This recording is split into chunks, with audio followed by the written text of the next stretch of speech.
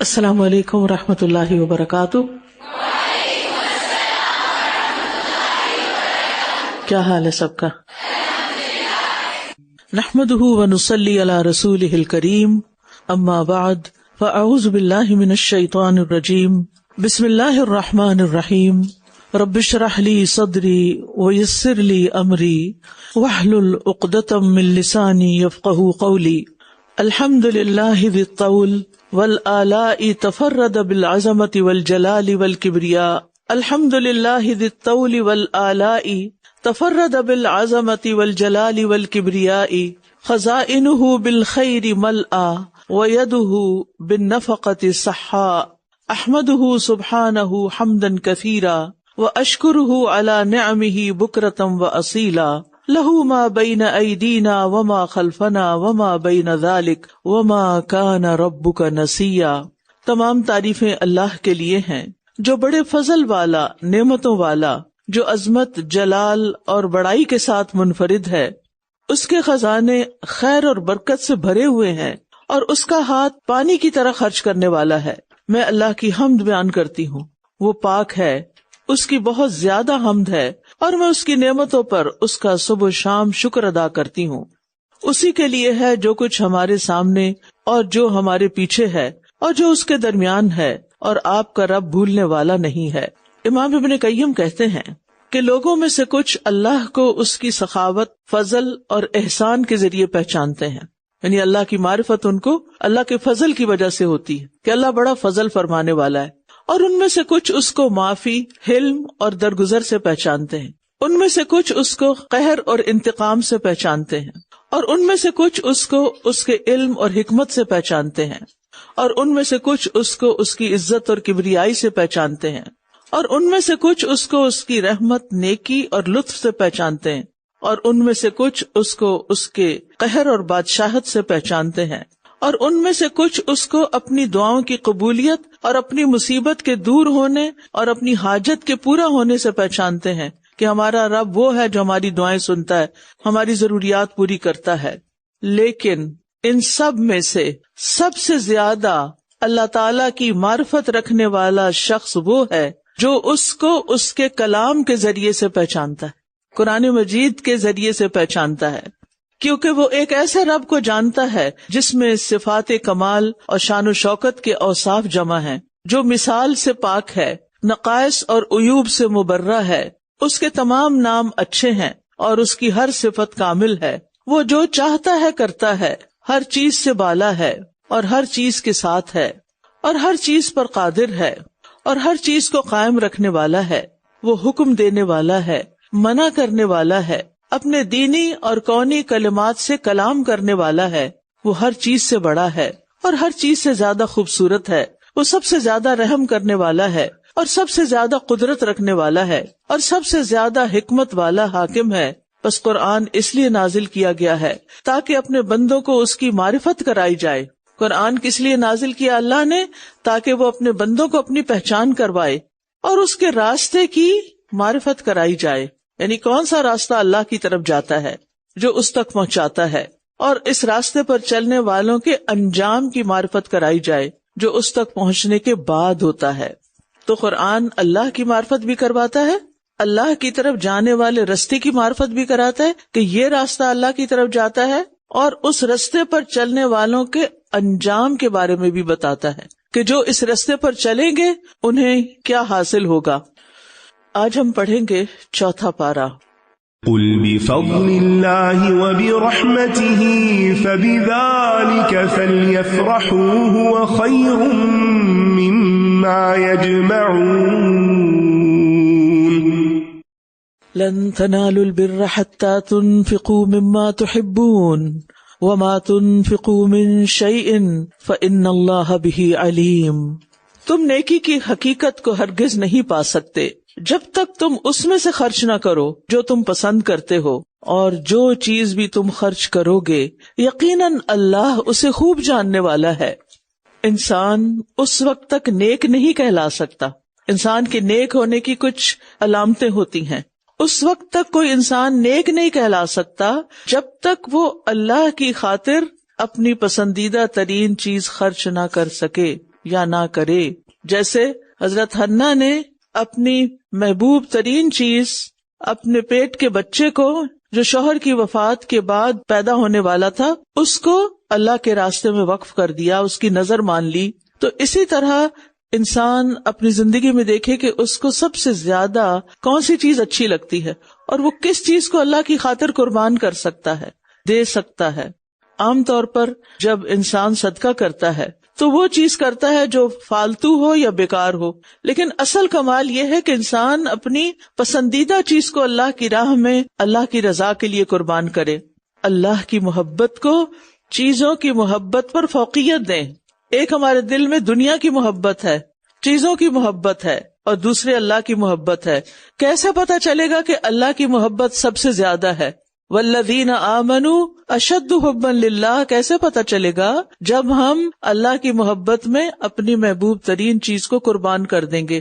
ہو سکتا ہے وہ آپ کا سوشل میڈیا پر فضول لوگوں کو فالو کرنا ہی ہو، لیکن اللہ کی خاطر اللہ کی محبت میں اپنی دلچسپ پسندیدہ چیزوں کو آئندہ نہیں دیکھنا، یہ بھی ایک قربانی ہے. اور مما تحبون کی بات کی گئی، اس میں ساری چیزیں آ جاتی ہیں جن سے انسان محبت کرتا ہے، خواہ وہ اس کا کھانا کپڑا ہو یا پھر کوئی ایسی چیز ہو جس کا انسان خود بھی ضرورت مند ہو لیکن وہ دوسرے کی ضرورت کو اپنی ضرورت پر فوقیت دے دے. اسی طرح صحت کی حالت میں خرچ کرنا، اپنے وقت کو فارغ کر کے کچھ نہ کرنے کی بجائے وہ وقت اللہ کی عبادت یا مخلوق کی خدمت میں لگانا، یا وہ وقت جو آپ نے اپنے آرام کے لیے رکھا ہوا تھا، آپ نے اپنے لیے رکھا ہوا تھا، وہ وقت آپ کسی اور کو دے دیتے ہیں اس کی مدد کرنے کے لیے.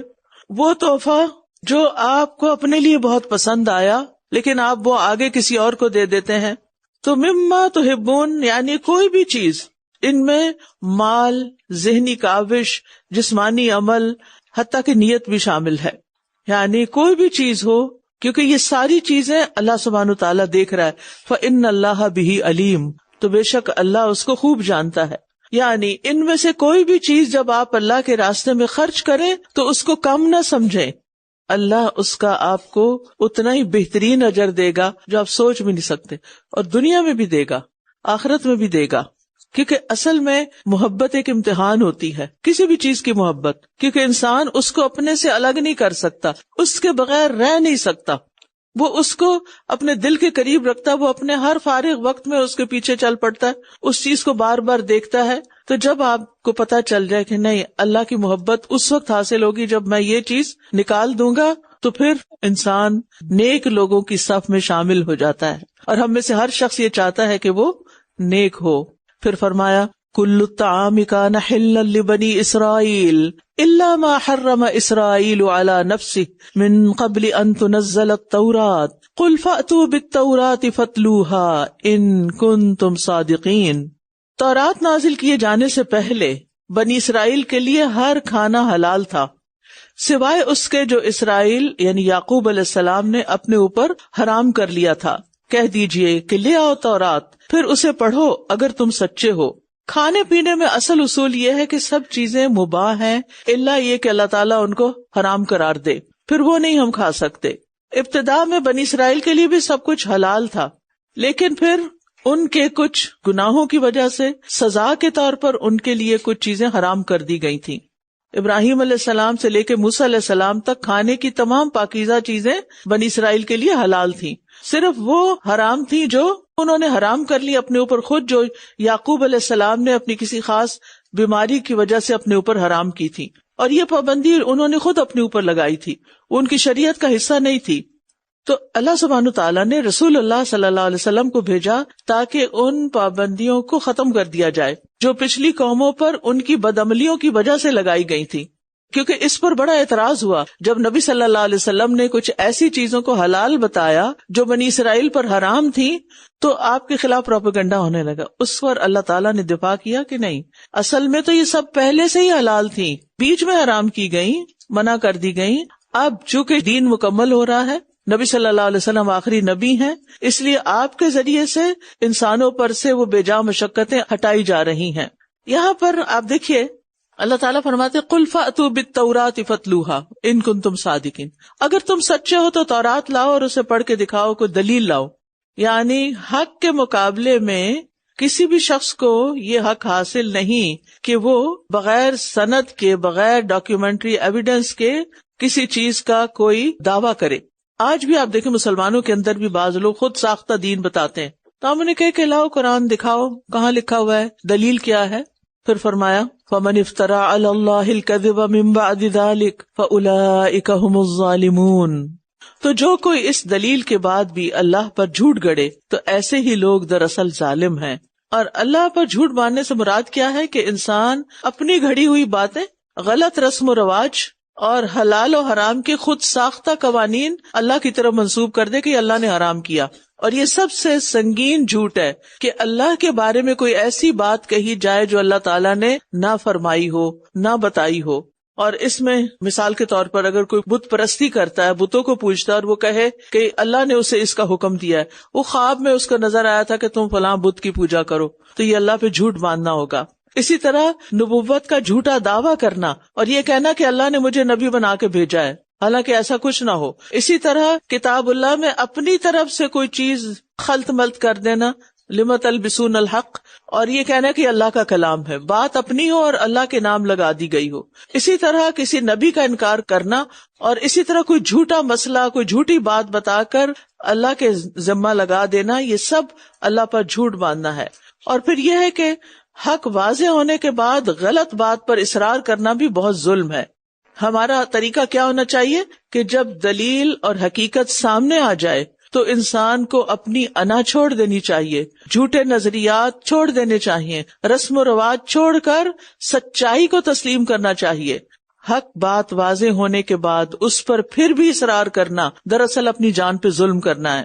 قل صدق اللہ فاتبعوا ملت ابراہیم حنیفا وما کان من المشرکین. کہہ دیجیے اللہ نے سچ کہا، پس تم ابراہیم کے طریقے کی پیروی کرو جو یکسو تھا اور وہ مشرکین میں سے نہ تھا. اسلام کوئی نیا دین نہیں ہے بلکہ دین حنیف ہے جس پر ابراہیم علیہ السلام قائم تھے. تو یہاں بتایا جا رہا ہے کہ نجات کے لیے من گھڑت پابندیاں فائدہ نہیں دیتی بلکہ دین حنیف کو فالو کرنا فائدہ دے گا. اور یہ آیت مسلمانوں کو اور اہل کتاب سب کو یاد دہانی کراتی ہے کہ اسلام کوئی نیا دین نہیں ہے بلکہ یہ وہی توحید والا دین ہے جس کی دعوت ابراہیم علیہ السلام نے دی تھی. اور اصل کامیابی ابراہیم علیہ السلام کے طریقے پر چلنے میں ہے، خالص بندگی اختیار کرنے میں ہے. اور ابراہیم علیہ السلام نے کیونکہ کعبہ کی تعمیر کی تھی اس لیے فرمایا ان اول بیت وضع للناس للذی ببکۃ مبارکا وہدی للعالمین. بے شک پہلا گھر جو لوگوں کی عبادت کے لیے مقرر کیا گیا وہی ہے جو مکہ میں ہے، تمام جہان والوں کے لیے برکت اور ہدایت والا ہے. دنیا کی پہلی عبادت گاہ، سب سے پہلی عبادت گاہ بیت المقدس نہیں بلکہ کعبہ شریف ہے جو آدم علیہ السلام کے زمانے سے لے کر بعد میں ابراہیم علیہ السلام نے اسے دوبارہ تعمیر کیا. اللہ تعالیٰ نے اسے صرف ایک قوم کے لیے نہیں، ہدی للناس، تمام انسانوں کے لیے امن اور عبادت کی جگہ قرار دیا. اور یہ گھر بابرکت ہے. اس میں ظاہری برکات بھی ہیں کہ مکہ ایک بے آب و گیا خشک وادی ہے اور وہاں ہر طرح کے فروٹس، ویجیٹیبلز اور کھانے کی تمام چیزیں ملتی ہیں اور سارا سال میسر رہتی ہیں. اور مانوی برکات کیا ہے کہ وہاں پر انسان جو عبادت کرتا ہے اس کا اجر و ثواب کئی گنا بڑھ جاتا ہے. بیت اللہ شریف میں ایک نماز کتنی نمازوں کے برابر؟ 1,00,000 نمازوں کا ثواب ملتا ہے اس میں. پھر اسی طرح وہاں کا حج کرنے سے، عمرہ کرنے سے انسانوں کے گناہ معاف ہو جاتے ہیں، اعتکاف کرنے سے گناہ معاف ہو جاتے ہیں.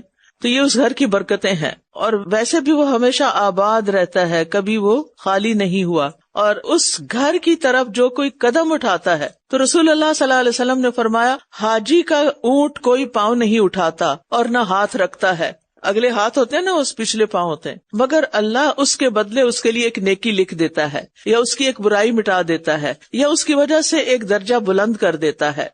فیہ آیات بینات مقام ابراہیم ومن دخلہ کان آمنا وَلِلَّهِ عَلَى النَّاسِ حِجُّ الْبَيْتِ مَنِ اسْتَطَاعَ إِلَيْهِ سَبِيلًا وَمَنْ كَفَرَ فَإِنَّ اللَّهَ غَنِيٌّ عَنِ الْعَالَمِينَ. اس میں واضح نشانیاں ہیں. مقام ابراہیم ہے اور جو کوئی اس میں داخل ہوا امن میں آ گیا. اور اللہ ہی کی خاطر لوگوں پر بیت اللہ کا حج فرض ہے جو اس کی طرف جانے کی استطاعت رکھتے ہوں. اور جو کوئی اس کا انکار کرے تو یقیناً اللہ تمام جہان والوں سے بے نیاز ہے۔ یاد رکھیے، حج کے فریضے میں کوتاہی نہیں کرنی چاہیے۔ اگر اللہ نے ہمیں مال اور صحت دی ہے تو فوراً اپنا فریضہ ادا کرنا چاہیے، اللہ کے گھر کی زیارت کرنی چاہیے۔ اگر کوئی اس فرض کو ادا نہیں کرتا، کوتاہی کرتا ہے، تو یہ اللہ کی نعمتوں کی ناقدری ہے۔ رسول اللہ صلی اللہ علیہ وسلم نے فرمایا، حج فرض ہونے کے بعد اس کی ادائیگی میں جلدی کیا کرو، کیونکہ تم میں سے کسی کو نہیں معلوم کہ اس کے بعد اسے کیا پیش آنے والا ہے۔ اور پھر یہ کہ جو حج کی استطاعت رکھنے کے باوجود انکار کر دے گا، میں نے نہیں کرنا، اور خواہ مخواہ کی ریزن تلاش کرے، وہاں منارکی ہے اس لیے نہیں، جب وہاں جمہوریت آئے گی تو پھر میں وہاں جاؤں گا، یہ عذر شرعی نہیں ہے۔ اور ہمیں ایسا کوئی حکم نہیں دیا گیا کہ جب وہاں پر کوئی خاص قسم کی حکومت ہو تو تم حج کرنے نہیں جانا۔ اسی طرح یہ بھی یاد رکھیے کہ اگر ہم نہیں جاتے اللہ کے گھر تو اللہ سبحانہ وتعالیٰ کیا فرماتے ہیں، فَإِنَّ اللَّهَ غَنِيٌّ عَنِ الْعَالَمِينَ، اللہ کو تمہاری کوئی ضرورت نہیں، اللہ تو تم کیا سارے جہان والوں سے بے نیاز ہے۔ اگر پوری دنیا بھی حج نہ کرے تو اللہ کی بادشاہت اور اس کی بڑائی میں کوئی فرق نہیں آتا، اور یہ حج کا فعل خود انسانوں کے فائدے میں ہے، ان کی مغفرت اور ان کی روحانی ترقی کے لیے ہے۔ قُلْ يَا أَهْلَ الْكِتَابِ لِمَ تَكْفُرُونَ بِآيَاتِ اللَّهِ وَاللَّهُ شَهِيدٌ عَلَى مَا تَعْمَلُونَ، کہہ دیجئے اے اہل کتاب، تم اللہ کی آیات کا انکار کیوں کرتے ہو، حالانکہ جو کچھ تم کرتے ہو اللہ اس پر خوب گواہ ہے۔ یعنی حق کو جانتے بوجھتے انکار، یہ اللہ تعالیٰ اپنے نبی کے ذریعے اہل کتاب کو جھنجھوڑ رہے ہیں کہ جب دلائل آ چکے ہیں اور ساری حجتیں پوری ہو چکی ہیں تو پھر یہ انکار کس لیے؟ اور واللہ شہید علی ما تعملون، یہ ایک بہت بڑی دھمکی ہے، بہت بڑی وارننگ ہے کہ تم جو کچھ کر رہے ہو، مثلاً حق کو چھپانا، لوگوں کو گمراہ کرنا، سازشیں بننا، وہ سب اللہ کی نظر میں ہے۔ تم دنیا کو دھوکہ دے سکتے ہو لیکن اس ذات کو نہیں دے سکتے جو دلوں کے بھید تک جانتا ہے۔ تو پھر یہی پیغام دیا جا رہا ہے کہ انسان کو ہر وقت یاد رکھنا چاہیے کہ اس کا ہر عمل اللہ کی نظر میں ہے، اس کا ہر عمل اللہ کی نظر میں ہے۔ واللہ شہید علی ما تعملون قل یا اہل الکتاب لم تصدون عن سبیل اللہ من آمن تبغونها عوجا وانتم شہداء وما اللہ بغافل عما تعملون، کہہ دیجئے اے اہل کتاب، تم اس شخص کو اللہ کے راستے سے کیوں روکتے ہو جو ایمان لے آئے؟ تم اس راہ میں ٹیڑھا پن تلاش کرتے ہو، حالانکہ تم خود گواہ ہو، اور اللہ اس سے ہرگز غافل نہیں جو کچھ تم کرتے ہو۔ یہاں اہل کتاب کے ایک اور فعل کی طرف اشارہ ہے کہ نہ خود ایمان لا رہے تھے اور دوسروں کو بھی روک رہے تھے۔ جو مسلمان ہونا چاہتے تھے یا ہو چکے تھے انہیں کسی نہ کسی طرح شک میں ڈال کے دین سے دور کر رہے تھے، اور اسلام کی سیدھی صاف تعلیمات میں کیڑے نکالتے اور لوگوں کو یہ باور کرانے کی کوشش کرتے کہ نعوذ باللہ اس دین میں جو محمد صلی اللہ علیہ وسلم لے کر آئے اس میں خامیاں ہیں، تاکہ لوگ اس کو صراط مستقیم نہ سمجھے، سیدھا راستہ نہ سمجھے بلکہ ٹیڑھا راستہ سمجھے۔ اور اللہ تعالیٰ فرماتے ہیں وَأَنْتُمْ شُهَدَاء، تم جانے بوجھے یہ کام کر رہے ہو، تم اپنی کتابوں کو اچھی طرح جانتے ہو کہ محمد صلی اللہ علیہ وسلم اللہ کے رسول ہیں اور کعبہ اللہ کا گھر ہے، لیکن پھر بھی تم حق کو چھپا رہے ہو۔ تو اللہ تعالیٰ وَمَا اللَّهُ بِغَافِلٍ عَمَّا تَعْمَلُونَ، اوپر بھی اس سے ملتی جلتی بات کہی گئی یہاں بھی، اور یہ اگرچہ اہل کتاب کے کانٹیکسٹ میں آئی ہے، لیکن ہم سب کو بھی سوچنا چاہیے کہ ہم جو کچھ بھی کرتے ہیں کوئی اور نہ دیکھ رہا ہو، لیکن اللہ اس سے غافل نہیں، اللہ تعالیٰ خود سب کچھ دیکھ رہا ہے اور اس کے مطابق انسان کو بدلہ دے گا۔ فرشتے غلطی نہیں کرتے کہ وہ ہمارا اعمال نامہ غلط لکھ دیں، وہ ہم سے دشمنی نہیں رکھتے کہ جان بوجھ کے ہمارے ذمے کو ایسی بات لگا دیں جو ہم نے کی نہ ہو، لیکن اس کے باوجود اللہ سبحانہ وتعالیٰ خود ہر چیز کی نگرانی کر رہا ہے۔ اور یہ تو صرف ایویڈنسز اکٹھے کیے جا رہے ہیں نا، کرام کاتبین سے جو لکھوایا جا رہا ہے یہ تو ایویڈنسز ہیں، کیونکہ انسان وہاں جا کے ڈینائی کرے گا، نہیں میں نے تو نہیں کیا، جھوٹ بولے گا، نہیں میں نے نہیں کیا تھا، تو اس کو دکھا دیا جائے گا۔ اس کا انکار کرتے ہو؟ جیسے آج کل بھی آپ دیکھیں کہ اب جیسے گاڑیوں کی سپیڈ کنٹرول کرنے کے لیے بعض جگہوں پر سپیڈ کیمراز لگائے گئے، تو اگر کوئی کسی کو پکڑے اور کہے تم سپیڈنگ کر رہے تھے، کہے نہیں میں نے تو نہیں کی، میں نہیں کر رہا تھا، آپ غلط کہہ رہے ہیں، تو اگر اس کو دکھا دیا جائے یہ دیکھو تمہاری گاڑی اور یہ اس کی سپیڈ، تو وہ انکار نہیں کر سکتا، ایویڈنس آ گیا، تصویر آ گئی سامنے، کرامن کاتبین سارے ایویڈنسز اکٹھے کر رہے ہیں۔ انسان انسانوں سے چھپ سکتا ہے، اللہ سے نہیں چھپ سکتا۔ یا ایھا الذین آمنوا ان تطیعوا فریقا من الذین اوتوا الکتاب یردوکم بعد ایمانکم کافرین. اے لوگو جو ایمان لائے ہو، اگر تم اہل کتاب کے ایک گروہ کی اطاعت کرو گے، ان کی بات مانو گے، تو وہ تمہارے ایمان لانے کے بعد پھر تمہیں کافر بنا دیں گے، مرتد کر دیں گے. مومنوں کے لیے سخت تنبیہ ہے اور مومنوں کو خبردار کیا جا رہا ہے کہ اہل کتاب میں ایک گروہ ہے جو تمہیں تمہارے دین سے پھیرنا چاہتا ہے، لہذا ہوشیار رہو. ایسی باتیں نہ سننی چاہیے نہ پڑھنی چاہیے جن سے انسان کے دل میں اللہ اور اس کے دین کے بارے میں شکوک و شبہات پیدا ہو جائیں. یہاں پر آپ دیکھیے کیا بتایا گیا، ان تطیعوا، صرف اتنا نہیں کہا گیا کہ اگر تم سنو گے یا کرو گے، ان تطیعوا، اگر تم اطاعت کرو گے، وہ جو کہہ رہے ہیں وہی کرتے چلے جاؤ گے تو اپنے رستے سے پھسل جاؤ گے، اپنے دین کو خطرے میں ڈال بیٹھو گے. وَكَيْفَ تَكْفُرُونَ وَأَنْتُمْ تُتْلَى عَلَيْكُمْ آيَاتُ اللَّهِ وَفِيكُمْ رَسُولُهُ وَمَنْ يَعْتَصِمْ بِاللَّهِ فَقَدْ هُدِيَ إِلَى صِرَاطٍ مُسْتَقِيمٍ. اور تم کیسے کفر کر سکتے ہو حالانکہ تم پر اللہ کی آیات پڑھی جاتی ہیں اور اس کا رسول بھی تم میں موجود ہے، اور جس نے اللہ کے دین کو مضبوط تھام لیا تو یقیناً وہ سیدھی راہ کی طرف ہدایت دے دیا گیا. ہدایت کے دو بڑے ذرائع ہیں، قرآن اور سنت. اللہ تعالیٰ تعجب کے انداز میں فرماتے ہیں کہ تمہارے پاس تو گمراہی کی، کفر کی کوئی گنجائش ہی نہیں ہونی چاہیے، تمہارے پاس تو ہدایت کے دو بڑے ذرائع موجود ہیں. تتلی علیکم آیات اللہ نمبر 1 اور نمبر 2 وفیکم رسولہ. آج اگرچہ رسول اللہ صلی اللہ علیہ وسلم فزیکلی ہمارے درمیان موجود نہیں، لیکن آپ کی سنت اور آپ کا لایا ہوا قرآن وہ ہمارے پاس موجود ہے. تو جب تک امت ان دو چیزوں کو مضبوط تھامے گی، ان سے ہدایت لے گی، کبھی گمراہ نہ ہوگی.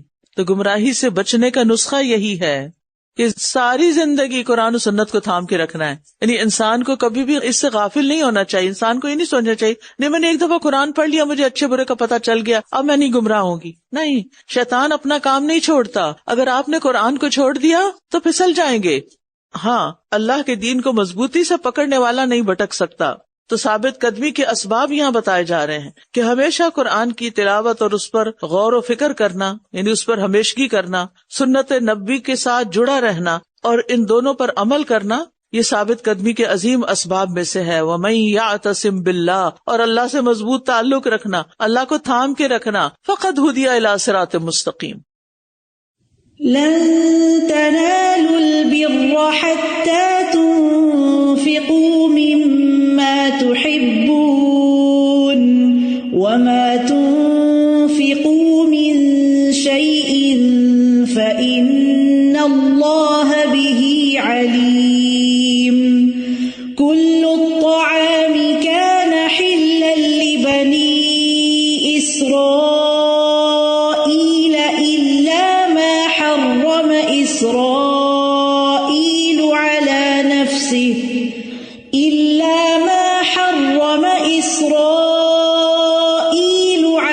نفسه من قبل أن تنزل التوراة قل فأتوا بالتوراة فاتلوها إن كنتم صادقين. فمن افترى على الله الكذب من بعد ذلك فأولئك هم الظالمون. قل صدق الله فاتبعوا ملة إبراهيم حنيفا وما كان من المشركين.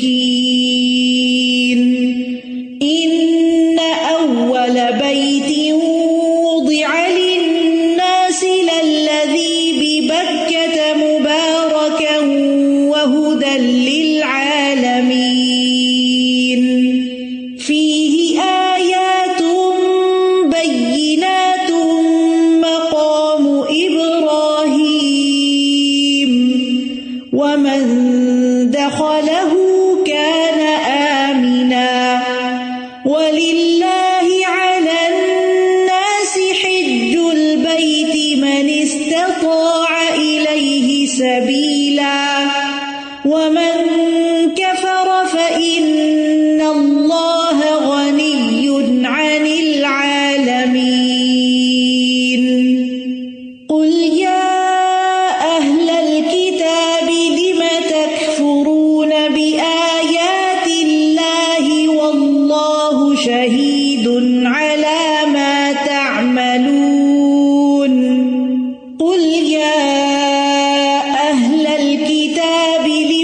تصدون عن سبيل الله من آمن تبغونها عوجا وأنتم شهداء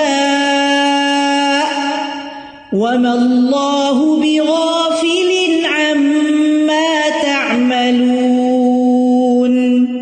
يا أيها الذين آمنوا إن تطيعوا فريقا من الذين أوتوا الكتاب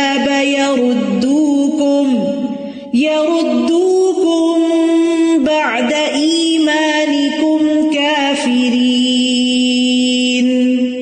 وكيف تكفرون وأنتم تتلى عليكم آيات الله وفيكم رسوله ومن يعتصم بالله فقد هدي إلى صراط مستقيم.